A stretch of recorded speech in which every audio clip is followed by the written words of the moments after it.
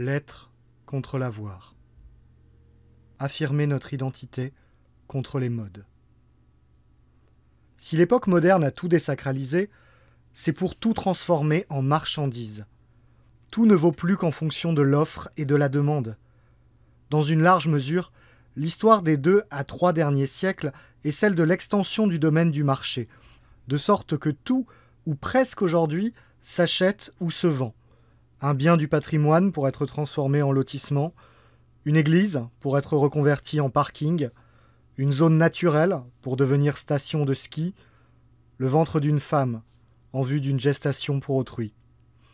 Ce primat de la seule logique marchande est une nouveauté radicale pour qui contemple le temps long. Jusqu'à récemment, nombre de biens étaient valorisés en fonction de leur qualité, non pour la seule quantité d'argent qu'ils représentaient, et l'on envisageait toujours la contribution d'un bien particulier au bien commun, plutôt que sa seule capacité à satisfaire des intérêts individuels. Subordonnée au bien commun, encastrée dans des relations politiques et sociales, l'économie était naturellement communautaire. Les relations de travail, de production, de crédit s'inséraient toutes dans ce cadre. Là où l'homme était complet, être politique et culturel, il est réduit aujourd'hui à la figure de l'homo economicus, du consommateur indistinct, hébété par la publicité, qui ambitionne seulement d'acheter tout ou n'importe quoi sur la planète. Cette consumérisation du monde est un bouleversement fondamental de l'identité. Le consommateur est un être qui ne se définit plus par un ancrage familial ou communautaire, seulement par les marques qu'il porte ou par son style de consommation.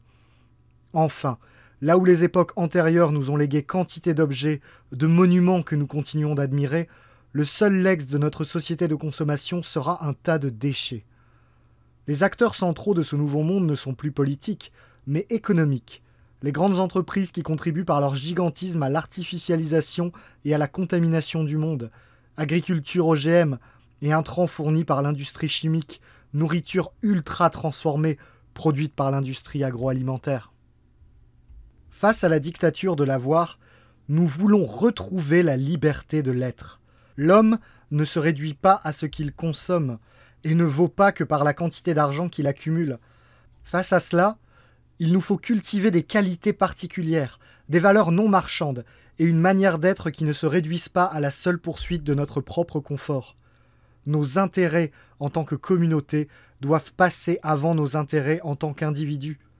Résister à la société de consommation présuppose un acte conscient clair, tant la consommation peut se montrer addictive et tant le matraquage publicitaire multiplie les sollicitations.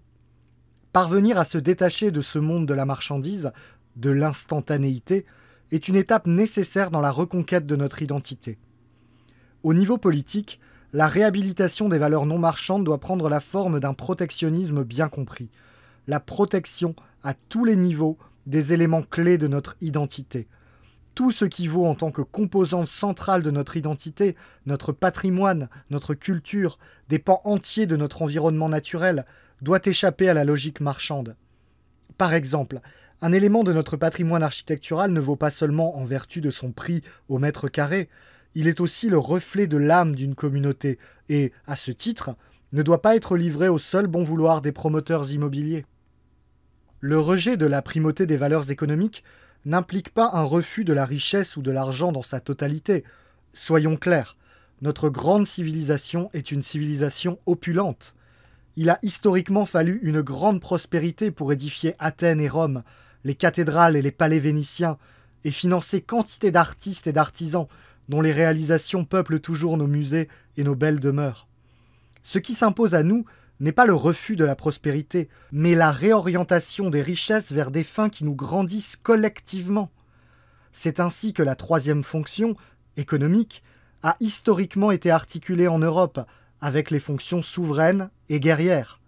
Cette maîtrise de l'économie a aussi une dimension personnelle qui implique pour chacun la capacité à combiner 2 notions antithétiques, la frugalité et le faste. La frugalité, c'est la maîtrise de soi, le refus de l'aplatissement dans la consommation. Le faste, c'est la générosité envers ses communautés, la capacité à recevoir dignement. Tel était l'idéal du gentilhomme classique qu'il nous faut entretenir.